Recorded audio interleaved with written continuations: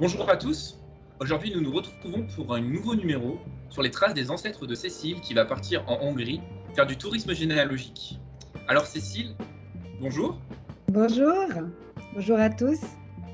Alors explique-nous un peu comment tu comptes mettre en place ce circuit et quelles ont été les premières étapes pour préparer ce circuit.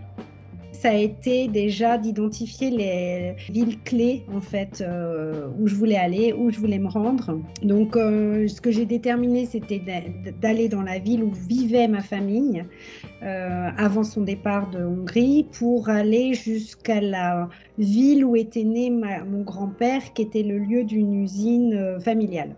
Et sur ce trajet, il se trouvait qu'il y avait le lac Balaton, qui est un lieu de villégiature où mes grands-parents se rendaient quand ils y vivaient. Donc j'en ai entendu parler, mais sans vraiment connaître. Donc voilà, ça a été vraiment mes points de repère clés pour identifier mon trajet. D'accord.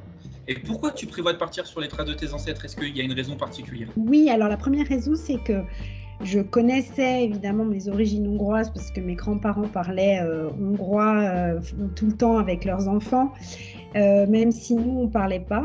Et puis, j'ai perdu mes grands-parents et mon père assez jeune, donc j'avais 17 ans. Puis c'est vrai qu'à ce moment-là, on n'a pas encore vraiment la conscience de ce que c'est qu'une histoire familiale et de son impact sur notre propre trajectoire de vie. Puis au fil des années, en fait, j'ai toujours été quand même un peu curieuse de cette histoire qui est particulière. Mais... Donc petit à petit, j'ai lu, je me suis renseignée, puis j'ai vu que finalement, le traumatisme, on va dire, familial était beaucoup plus important que ce que je n'aurais pu imaginer. Et aujourd'hui, j'ai envie de faire un petit peu machine arrière et d'aller voir concrètement les lieux où ils étaient, quel était leur contexte de vie, parce que c'est important pour moi de comprendre en fait toute cette trajectoire et puis ça me plaît, c'est aussi de la pure découverte et de la curiosité intellectuelle en fait. C'est un peu une manière de leur rendre hommage. Oui, surtout que c'était très très tabou en fait, toute cette histoire de vie, moi je la découvre en fait. Je la découvre et on ne m'en avait quasiment jamais parlé. Par exemple, mon grand-père est un rescapé de la Shoah, mais je l'ai su que très récemment en allant sur les archives en ligne de Yad Vashem. Voilà. D'accord. Et donc, Cécile, combien de temps cela t'a pris pour concevoir ton circuit? Alors, je pense que j'ai mis au moins 2 heures. Je n'ai pas vraiment évalué, mais au moins 2 heures pour essayer d'identifier des étapes suffisamment courtes et suffisamment longues, enfin la bonne distance pour un trajet à vélo en famille, qu'on ait le temps à la fois de faire du vélo, mais en même temps de profiter du lieu sur place. Donc j'ai identifié si j'allais par le nord ou par le sud du lac et puis ensuite d'essayer de voir quelles étaient les villes et les points d'attraction, on va dire, sur ce trajet entre Budapest et Nokaneja, avec un certain nombre d'étapes par jour en fonction de la durée de notre séjour. D'accord. Au moins 2 heures pour évaluer ça. Et après, j'ai mis peut-être 2 à 3 heures pour essayer d'identifier des logements sur ces trajets. Du coup, il a fallu que je remodifie mon trajet parce que parfois ça collait pas. Enfin voilà. Donc oui, je dirais une bonne dizaine d'heures de travail, tout compris. D'accord. Justement, j'allais y venir. Comment tu as mis en place ton circuit? Quel site as-tu consulté? Pour ce circuit à vélo, je me suis véritablement servi de Google Maps, premier lieu. Et ensuite, parce que c'est simple et que ça m'a fait gagner beaucoup de temps, je suis allée sur Booking, tout simplement. Et je naviguais entre les deux pour vérifier à la fois la distance et puis si le lieu de l'hôtel ou c'est souvent des appartements plutôt, était situé à proximité du lac pour qu'on puisse en profiter. Voilà. D'accord. Alors, qui t'a aidé du coup pour concevoir les autres étapes de ton circuit? J'ai fait appel à un guide professionnel pour m'aider pour tout ce qui était visite guidée au sein même de la ville de Budapest. D'accord. Parce qu'en fait, j'ai à disposition depuis peu en fait des archives familiales écrites en hongrois de manière manuscrite, donc intraduisibles par les logiciels en ligne. Et en fait, j'ai fait appel à lui pour qu'il puisse me traduire, me donner les éléments déjà propres à ces documents et qu'il identifie les lieux de vie ou des lieux clés de l'histoire de ma famille à Budapest. Et donc, j'aurai la surprise, mais il me concocte un petit trajet, en fait. D'accord. Une journée entière. En fait, on passe une journée entière. Et ce guide-là, tu l'as rencontré par les réseaux sociaux, c'est bien ça, par Messenger? C'est ça, c'est-à-dire qu'en fait, moi, j'étais inscrite sur un site des Hongrois de France, enfin, c'est un groupe Facebook plutôt. Et puis un jour, j'ai posé une question assez anodine, qui connaît un loueur de vélo électrique? Il se trouve qu'à ce moment-là, je voulais y aller à vélo électrique.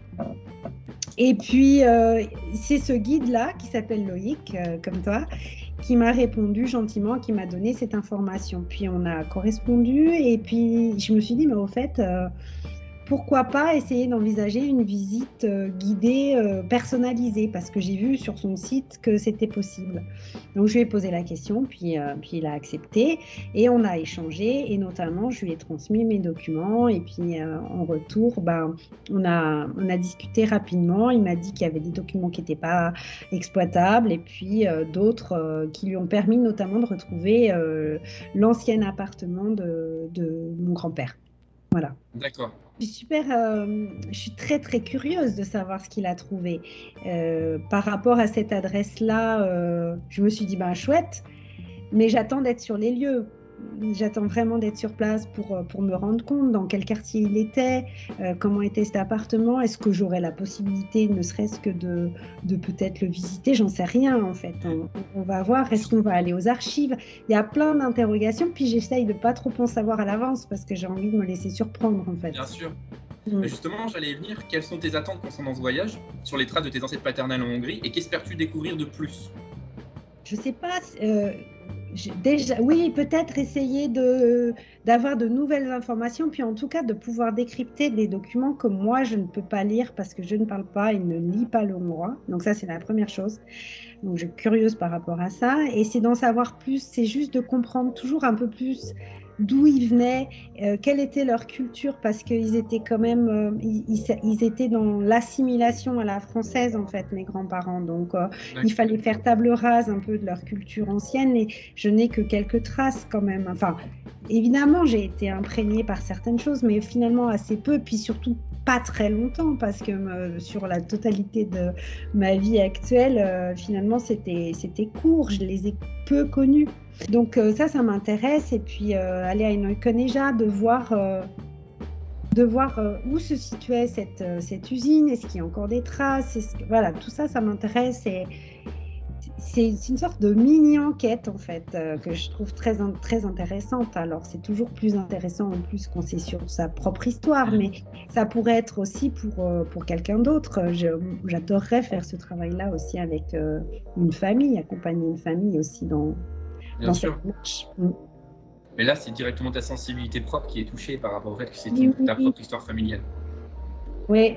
Après, voilà, je lis beaucoup sur le contexte hongrois à cette époque-là. J'ai quand même une certaine connaissance, mais très...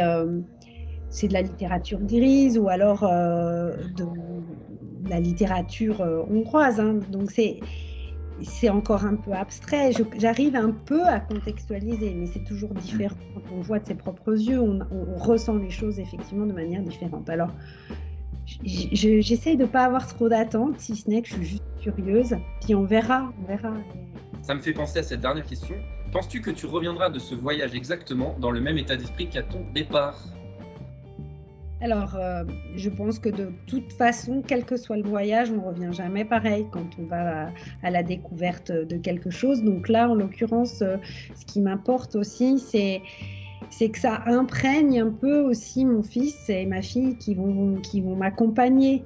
Donc, c'est une manière aussi de transmettre des éléments à mes enfants. Et puis, juste de me nourrir un petit peu plus de ce qu'ils étaient et ce qu'ils ont pu voir dans leur vie, en fait.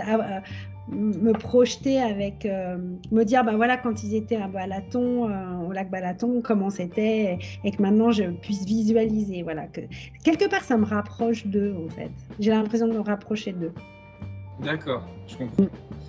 Et donc Cécile, on te retrouvera pour la suite de ce rendez-vous pour avoir ton retour d'impression par rapport à ton voyage sur les traces de tes ancêtres en Hongrie. Je pars une dizaine de jours. Je pourrais faire un petit retour sur effectivement cette expérience et ce trajet qui est à la fois du tourisme généalogique et aussi c'est du cyclotourisme en fait. Je mixte un peu les deux. Donc ça me correspond tout à fait.